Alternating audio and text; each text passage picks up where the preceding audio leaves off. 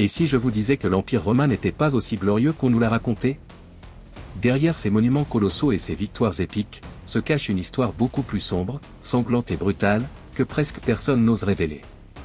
Aujourd'hui, nous ne parlerons pas des grandes victoires militaires ni de l'architecture étonnante que tout le monde connaît. Au lieu de cela, nous allons nous plonger dans les atrocités commises par Rome pour maintenir son pouvoir, des génocides oubliés au spectacle de morts célébrés devant des foules euphorisées. Parce qu'en réalité, l'histoire de Rome est remplie d'ombres que le marbre n'a jamais pu dissimuler complètement. Alors, si vous êtes prêt à découvrir l'autre face de la Rome impériale, restez avec nous jusqu'à la fin. Et si ce type de contenu historique révélateur vous passionne, n'oubliez pas de vous abonner et de laisser un commentaire en nous disant quelle autre civilisation vous aimeriez que nous démystifions avec la vérité historique. Préparez-vous, car ce que vous allez voir ici pourrait changer à jamais la façon dont vous percevez l'Antiquité romaine. Allumons les torchers et plongeons dans l'obscurité de Rome. Le soleil brûlait sur la Méditerranée, et la poussière de la guerre recouvrait déjà les ruines d'une civilisation. Carthage, une ville qui autrefois rivalisait avec Rome dans le commerce, la puissance navale et l'influence politique, étaient sur le point d'être effacées. Pas conquise, pas soumise, mais anéantie. Pendant plus d'un siècle, Rome et Carthage s'étaient affrontés lors des célèbres guerres puniques. Mais lors de la troisième et dernière de ces guerres, Rome décida qu'une simple victoire ne suffirait pas. Cette fois, il ne voulait pas d'un traité. Il voulait la vengeance. Il voulait que le nom de Carthage disparaisse même des cartes futures. Scipion Émilien, le général romain en charge, fut chargé d'exécuter cette mission. Pendant plus de 2 ans, les Carthaginois résistèrent avec un mélange désespéré de faim, de fierté et d'espoir. Mais quand les murs tombèrent enfin, ce qui suivit fut un massacre indescriptible. On estime que plus de 150 000 personnes ont été massacrées dans les rues. Du sang dans les temples, des feux dans les bibliothèques, des cris étouffés dans les couloirs d'une ville qui savait qu'elle vivait ses derniers instants. Les survivants, environ 50 000, dont des femmes, des enfants et des prêtres, furent enchaînés et vendus comme esclaves. Carthage ne fut pas seulement vaincue, elle fut déshumanisée. Mais Rome ne s'arrêta pas là. Dans un acte aussi symbolique qu'inquiétant, ils ordonnèrent de répandre du sel sur la terre carthaginoise. Un message clair, rien ne poussera ici. Pas de village. Pas de temple. Pas de mémoire. Les historiens modernes appellent cela un « génocide ». Rome l'appela « gloire ». Et pendant des siècles, cet acte fut réduit au silence, comme si la brutalité pouvait être enterrée sous des colonnes de marbre. Mais l'histoire n'oublie pas. Les cendres de Carthage parlent encore, si l'on est prêt à écouter. La Via Appia, l'une des routes les plus importantes de l'Empire romain, était un symbole de connexion, de pouvoir et de progrès. Mais en 71 avant Jésus-Christ, elle se transforma en quelque chose de beaucoup plus sombre, un chemin de l'horreur, où des milliers de corps crucifiés marquaient chaque pas comme un avertissement silencieux. Tout a commencé par une révolte. Spartacus, un gladiateur thrace, s'échappa de sa captivité avec un petit groupe de compagnons. Ce qui avait commencé comme une fuite désespérée devint une rébellion colossale. En peu de temps, plus de 100 000 esclaves se joignirent à sa cause. Ils voulaient la liberté. Ils voulaient la dignité. Ils voulaient briser les chaînes de l'empire le plus redouté de leur époque. Pendant 2 ans, ils vainquirent des légions romaines, incendièrent des villas et semèrent la panique parmi les nobles. Rome était honteuse. Elle ne pouvait pas permettre que des esclaves, considérés comme inférieurs, ridiculisent son autorité. Elle envoya donc Marcus Licinius Crassus, un général ambitieux et brutal, avec un seul objectif, écraser la révolte à tout prix. Et il le fit. Spartacus mourut au combat. Les survivants furent capturés. Et ensuite vint la punition. Crassus ordonna la crucifixion de 6000 prisonniers le long de près de 200 km entre Rome et Capoue. Chaque croix racontait une histoire de souffrance. Des hommes se pourrissant sous le soleil, des corps déchiquetés par des corbeaux, des yeux ouverts sur le vide. La crucifixion n'était pas juste une exécution. C'était une torture publique prolongée, un message de terreur. Rome ne voulait pas seulement punir. Elle voulait que tout le monde voie. Que tout le monde se souvienne. Que personne n'ose plus jamais la défier. Et cela fonctionna. La révolte des esclaves fut écrasée. Mais l'image de ces milliers de croix, alignées comme des ombres sur la pierre, resta gravée dans l'histoire. La Via Appia, autrefois symbole de grandeur, devint un témoin silencieux du prix de la liberté. Au cœur de Rome se dressait un colosse de pierre et d'écho, le Colisée. Un amphithéâtre majestueux, conçu non seulement pour impressionner, mais pour étancher une soif ancestrale de sang. Là, devant plus de 50 000 spectateurs, la mort n'était pas une tragédie, elle était un spectacle. Dès l'aube, les foules se pressaient dans les gradins, euphoriques, exaltées. Ils ne venaient pas voir de la poésie. Ils venaient voir de la mort.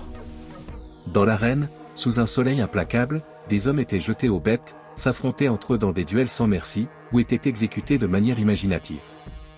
Rome transforma la cruauté en rituel public, et l'appela du pain et des jeux. Les gladiateurs n'étaient pas des héros volontaires. Ils étaient des prisonniers de guerre, des esclaves, des criminels, forcés de se battre. Certains étaient entraînés.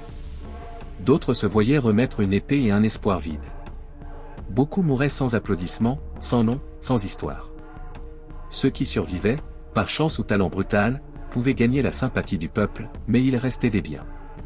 Et tout n'était pas un combat juste. Lors des venations, des bêtes sauvages, tigres, lions, ours, étaient relâchés sur des hommes sans armes.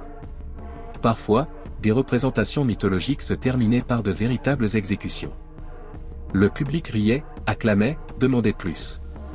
C'était l'âme d'un empire qui, derrière ses toges et son marbre, cachait un cœur endurci par des siècles de violence. Pour Rome, l'arène était un reflet de son pouvoir, si vous pouviez tuer, vous pouviez gouverner. Et le peuple, distrait par le carnage, oubliait la faim, la misère, l'oppression. Aujourd'hui, nous admirons les ruines du Colisée. Mais sous ces pierres, les cris de milliers de victimes résonnent encore, celles qui sont mortes pour divertir un empire. Parce qu'à Rome, le plus grand spectacle était la mort. À mesure que l'Empire romain s'étendait, son besoin de tout contrôler augmentait, les terres, les richesses, les pensées. Et lorsqu'un nouveau groupe a commencé à prêcher des valeurs contraires à celles du pouvoir impérial, égalité, humilité, un seul Dieu au-dessus de l'empereur, Rome ne l'a pas vu comme une simple différence spirituelle. Elle l'a vu comme une menace existentielle. C'est ainsi qu'a commencé l'une des persécutions les plus cruelles de l'histoire. Les chrétiens, refusant de vénérer les dieux romains et l'empereur, ont été traités de traîtres, de fanatiques et de perturbateurs de l'ordre public. Pour le peuple, ils étaient responsables des incendies, des épidémies et de toute catastrophe inexplicable.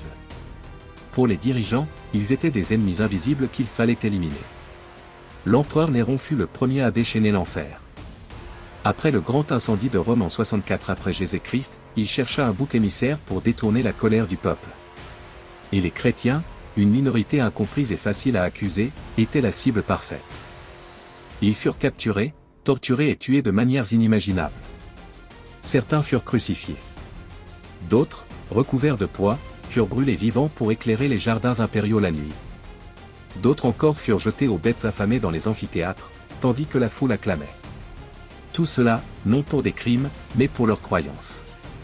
Mais plus ils étaient persécutés, plus leur foi devenait forte. Les exécutions publiques n'éteignirent pas leur message, elles l'amplifièrent. Leurs histoires de martyrs commencèrent à circuler secrètement, inspirant d'autres à résister. Parce qu'en face du feu, les chrétiens ne reniaient pas. Ils mouraient en chantant. Rome a tenté de faire taire leur voix avec des cris de douleur. Mais ce qu'elle réussit à faire, ce fut de semer une graine indestructible. Aujourd'hui, les martyrs de cette époque ne sont pas seulement rappelés, ils sont le symbole d'une résistance que même le feu n'a pas pu éteindre. Jérusalem, la ville sainte, avait résisté aux invasions, aux empires et aux guerres. Mais en 70 après Jésus-Christ, face à la furie implacable de Rome, même son mur le plus ancien ne put la sauver. Ce qui s'y est passé n'a pas été une simple répression. Ce fut un avertissement pour le monde. Le conflit commença lorsque les Juifs, fatigués de la domination romaine et de l'oppression politique et religieuse, entamèrent une rébellion. Ils voulaient récupérer leur autonomie, leur foi, leur dignité. Pendant des années, ils affrontèrent les légions impériales dans une lutte inégale mais féroce. L'empereur Vespasien envoya son fils Titus pour écraser l'insurrection. Et Titus ne montra aucune pitié. Rome assiégea Jérusalem avec toute sa puissance. Elle bloqua les entrées, coupa les fournitures. À l'intérieur, la faim se transforma en désespoir. Des familles entières mouraient sans se battre. Ceux qui tentaient de fuir étaient crucifiés devant les murs comme un rappel du châtiment qui les attendait. Finalement, les soldats brisèrent les défenses. Et alors, Jérusalem brûla. Le temple d'Hérode, le cœur spirituel du peuple juif, fut pillé et détruit. Les Romains entrèrent comme des bêtes déchaînées, ils tuèrent des milliers, pillèrent des maisons, incendièrent des quartiers entiers. L'historien Flavius Joseph, témoin du désastre, décrivit la ville couverte de cadavres, l'air irrespirable à cause de la fumée et du sang. Plus d'1 million de personnes moururent ou furent réduites en esclavage. Et ce qui était autrefois une capitale spirituelle fut réduite en cendres et en décombres. Mais la pire blessure n'était pas seulement physique, c'était la diaspora. Rome dispersa le peuple juif à travers tout l'Empire, le dépouillant de sa terre, de son temple et de son centre d'identité. La destruction de Jérusalem fut une blessure qui saigna pendant des siècles. Et bien que l'empire qui l'a provoqué n'existe plus, les conséquences de cet acte résonnent encore dans l'histoire du monde. Rome n'a pas seulement construit un empire de grande magnificence. Elle l'a aussi fait au prix d'une exploitation massive qui s'étendait à tout son territoire. La ville de Rome, avec ses temples imposants et ses bâtiments, ses monuments en marbre et ses routes majestueuses, a été construite sur le travail de millions d'esclaves. Les esclaves n'étaient pas seulement des pièces de travail. Ils étaient la base de l'économie romaine, utilisés dans tout, de l'agriculture à la construction de bâtiments, en passant par les mines et les usines. Les Romains ont construit leur pouvoir et leur richesse sur le dos de ces hommes et femmes, à qui ils ont non seulement refusé leur liberté, mais aussi volé leur humanité. Les esclaves étaient des biens. Ils n'avaient pas de droit, pas d'espoir pour une vie meilleure. Certains étaient des prisonniers de guerre, d'autres étaient nés esclaves, mais tous étaient traités comme des objets. Ils travaillaient dans des conditions inhumaines, supportant de longues journées de travail sans repos, souvent soumis à des châtiments physiques brutaux. Dans le cas des grands projets de construction, comme le Colisée, beaucoup de ces hommes sont morts sans que personne ne prononce leur nom. Leurs vies ont été sacrifiées pour que Rome puisse briller. Les historiens ont calculé que pour construire le Colisée, des dizaines de milliers de travailleurs étaient nécessaires, dont beaucoup étaient probablement des esclaves. Rome n'a pas seulement exploité le travail, mais l'a transformé en une pratique systématique. L'Empire a grandi et prospéré grâce à ce vaste réseau d'esclavage, qui touchait chaque aspect de la vie romaine. Cependant, le sacrifice des esclaves a été caché derrière la majesté de l'Empire, comme si les pierres du Colisée pouvaient cacher les cicatrices de ceux qui ont construit cette grandeur.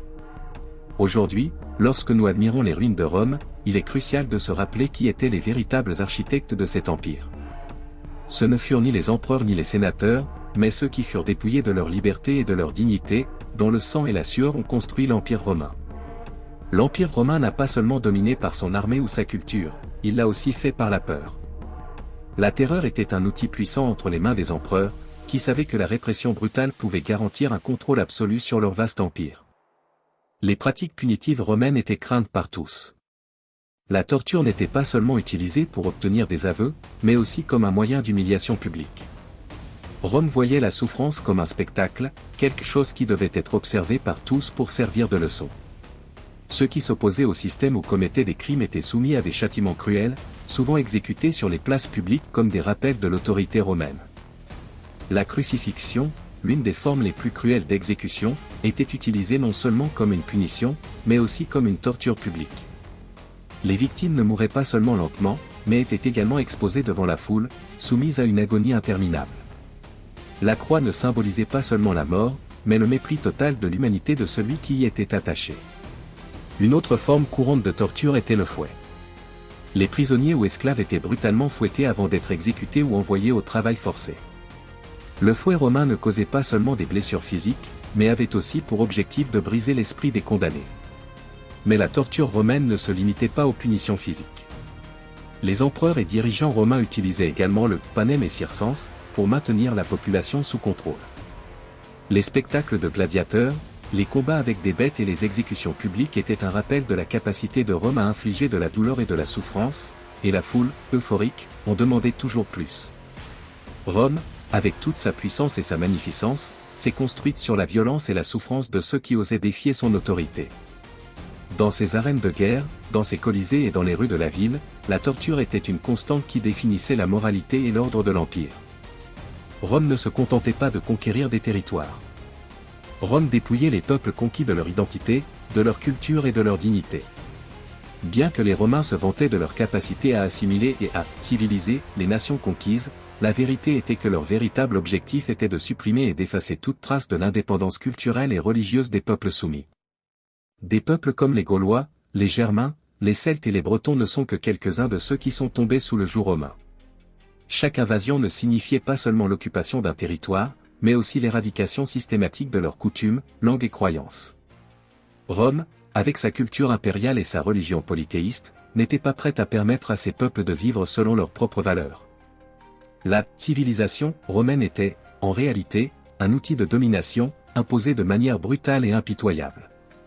Les Gaulois, par exemple, ont résisté férocement pendant les guerres gauloises, où leur chef, Vercingétorix, s'est battu pour préserver leurs terres et leur culture. Mais après leur défaite, Rome n'a pas seulement annexé le territoire. Elle a effacé leur identité, imposant le latin comme langue officielle et détruisant les temples et lieux sacrés. Le peuple gaulois a été contraint d'adopter les coutumes romaines, et ceux qui ne se sont pas soumis ont été tués, réduits en esclavage ou déplacés. Il en fut de même pour les peuples germaniques et celtiques, dont les terres ont été conquises par l'épée romaine. Les Romains n'ont pas seulement pris le contrôle politique, ils ont détruit les symboles religieux et dépouillé ces peuples de leur propre histoire. Rome les a réduits à de simples ombres de ce qu'ils étaient, les obligeant à faire partie d'un empire qui ne reconnaissait ni leur dignité ni leurs valeurs culturelles. Mais la plus grande menace pour Rome n'était pas seulement la résistance physique, mais la résistance culturelle. Rome craignait la force des traditions de ces peuples, car si leur peuple ne se rendait pas, leurs croyances et cultures restaient vivantes, défiant la suprématie de l'empire. Ainsi, la culture romaine cherchait à effacer toute trace des civilisations antérieures. Dans l'histoire de Rome, la civilisation n'était pas un idéal noble, mais un moyen d'écraser ceux qui s'opposaient à leur domination, les laissant sans mémoire ni voix. Les peuples conquis, lorsqu'ils étaient soumis, perdaient plus que leurs terres, ils perdaient leur dignité. Rome n'a pas seulement utilisé le pouvoir militaire pour dominer, elle a également employé le divertissement comme un outil de contrôle social. Le peuple romain, malgré sa vie dans un empire vaste et puissant, souffrait des tensions internes de la pauvreté, de la faim et de l'oppression. Cependant, les empereurs ont trouvé un moyen de distraire le peuple, le spectacle de la mort. Les amphithéâtres romains, avec le Colisée comme leur plus grande expression, n'étaient pas seulement des lieux de divertissement. Ils étaient des théâtres de la violence, conçus pour maintenir le peuple apaisé et concentré sur la brutalité qui se déroulait devant lui. Là, le sang versé n'était pas seulement une forme de punir, c'était un moyen de maintenir un contrôle absolu. Les combats de gladiateurs, les venations, combats avec des animaux sauvages, et même les exécutions publiques sont devenus un rituel quotidien. Les Romains savaient que s'ils pouvaient garder leur peuple distrait avec la mort et la souffrance des autres, les tensions sociales se réduiraient. Il ne s'agissait pas seulement de punir les criminels ou les esclaves, mais de montrer au peuple le pouvoir inébranlable de l'Empire. Les gladiateurs, ceux qui faisaient face à la mort dans l'arène, n'étaient pas des héros volontaires. Ce étaient des prisonniers de guerre, des esclaves, des criminels, des hommes et des femmes qui avaient été forcés de lutter pour satisfaire l'avidité de sang des foules. Certains recevaient un entraînement, d'autres étaient simplement jetés dans l'arène avec une épée et l'espoir de survivre suffisamment longtemps pour être rappelés par le public. Mais même ceux qui survivaient n'étaient rien de plus que des propriétés de l'Empire, et leur destin était toujours scellé. Les représentations de la mort ne se limitaient pas seulement aux batailles entre gladiateurs. Parfois, des animaux sauvages tels que des lions, des tigres et des ours étaient libérés sur des prisonniers sans défense, et la foule acclamait le spectacle. Le sang versé n'était pas seulement un divertissement, mais un symbole du pouvoir absolu de Rome. Et tandis que le peuple célébrait la souffrance, les élites romaines poursuivaient leur politique de contrôle sans que la population ne se révolte jamais. La manipulation des masses à travers ces spectacles était tellement efficace que, au lieu de remettre en question les conditions de vie, le peuple de Rome se sentait partie intégrante de l'Empire, connecté à la grandeur romaine à travers la violence. Ce qui était un empire fondé sur la brutalité, était présenté comme une civilisation supérieure grâce à la chair et au sang des vaincus. Rome a construit des ponts, des routes et des lois qui influencent encore le monde moderne aujourd'hui. Elle a créé une civilisation qui, à son époque, était admirée pour sa grandeur, son organisation et son pouvoir. Mais, comme tous les empires, Rome n'a pas construit son héritage sans en payer le prix. Ce prix a été le sang, l'oppression et la destruction de ceux qui se sont dressés sur son chemin. Pendant des siècles, Rome a démantelé des cultures entières, éradiqué des croyances et déshumanisé les peuples qu'elle a conquis. Du génocide de Carthage au massacre des chrétiens, en passant par l'humiliation publique des rebelles et l'exploitation impitoyable des esclaves, l'Empire romain a été construit sur une base de souffrance et de sacrifice. Mais aujourd'hui, lorsque nous regardons les ruines du Colisée, du Forum romain ou des temples qui se dressent encore au centre de Rome, nous ne voyons pas seulement des pierres et du marbre. nous voyons la mémoire de tous ceux qui ont été sacrifiés pour que l'Empire atteigne sa gloire. Nous voyons les ombres des milliers de victimes dont l'histoire a été réduite au silence par le rugissement de la foule, par les applaudissements des spectateurs qui se délectaient de la mort et de la souffrance. L'empire que nous ont laissé les Romains n'est pas seulement celui des victoires militaires et de l'ingénierie impressionnante. C'est aussi celui des victimes oubliées, des peuples détruits et des âmes perdues en chemin vers la civilisation. L'histoire de Rome est une leçon de pouvoir et d'oppression, de la manière dont un empire peut devenir une légende, mais au prix de la vie de nombreux individus. Aujourd'hui, la gloire de Rome reste vivante dans les esprits de ceux qui étudient son histoire, mais les voix de ceux qui n'ont pas pu raconter leur histoire résonnent également. Les cendres de Carthage, les ombres sur la Via Appia, les soupirs qui résonnent encore dans les pierres du Colisée, tout cela nous rappelle qu'aucun empire n'est éternel. Et que parfois, le prix de la gloire est trop élevé. Rome a laissé un héritage que beaucoup admirent, ses lois, ses conquêtes, ses avancées en ingénierie et en architecture. Mais derrière sa magnificence se cache une histoire beaucoup plus complexe et sombre. Les traces des victimes de Rome, ceux qui ont été sacrifiés au nom du pouvoir, restent présentes dans les pierres qui sont restées debout. Ce voyage à travers la brutalité de l'Empire romain nous rappelle une leçon fondamentale, aucun empire n'est éternel. Bien que Rome ait construit une civilisation de grandeur, le prix payé par beaucoup pour que cette gloire existe a été immense et sanglant. Aujourd'hui, les pierres du Colisée restent debout, mais si nous écoutons attentivement, nous n'entendons pas seulement le vent. Nous entendons les soupirs de ceux qui sont morts pour préserver la dignité, ceux qui ont été effacés de l'histoire pendant que Rome se dressait triomphante. Que nous enseignent leurs histoires? Quel prix sommes-nous prêts à payer pour la gloire? Si cette vidéo vous a fait voir l'Empire romain sous un autre jour, ou si vous souhaitez explorer d'autres histoires fascinantes de l'histoire, je vous invite à vous abonner à la chaîne. N'oubliez pas de laisser un commentaire en nous disant quelles autres civilisations vous aimeriez voir démantelées avec la vérité historique. À bientôt dans la prochaine vidéo. Merci d'avoir accompagné ce voyage sombre, mais nécessaire.